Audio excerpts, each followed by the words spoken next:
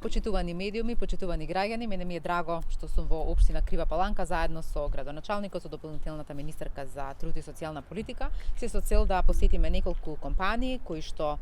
има покачување на минималната плата, се со цел да поразговараме за тоа дали навистина ова покачување на платите се случи во компаниите, како се задоволни работниците, дали имаме оптеретување кај работодавачите и од она кое што го видов е дека навистина овој систем на покачување на платите со паралелна поддршка на и субвенционирање на придонесите даде резултати од една страна покачување на платите, од друга страна и задоволство и кај работниците и кај работодавачите.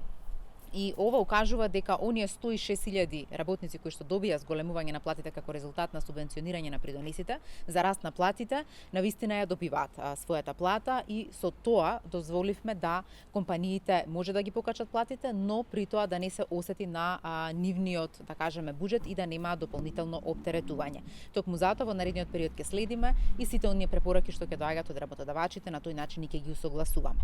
Минималната плата ја зголемивме од 12.500 на 14.500 и со ова го зголемивме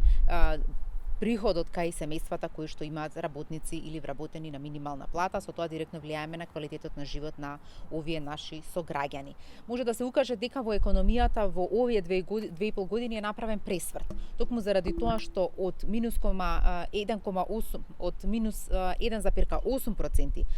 бруто домашен производ добивме во 2019 3,5% бруто домашен производ. Со овој пресврт може да кажеме дека навистина економијата се движи во нагорна линија, но дека таа во неколку елементи од кои што е содржана покажува добар раст и со тоа развојот и понатаму растот на економијата може да кажеме дека ќе се одвива со истиот интензитет и со зголеме во наредниот период. Министерството за труд и социјална политика во изминатиот период работи на реформи кои што значат унапредување на квалитетот на живот на сите наши сограѓани. Особен фокус ставаме на младите лица и креирање на квалитетни, добро платени и достоинствени работни места за младите. Во таа насока донесовме нов закон и усвоивме ново право наречено младински додаток, кој што се однесува на сите млади со навршени 23 години кои што работат во производство или во земјоделие. Би сакала да упатам апел до сите млади кои што работат во општината Крива Паланка во производство, во фабрики, во земјоделие, да се обратат до центрите за вработување, да аплицираат и да си го остварат ова право.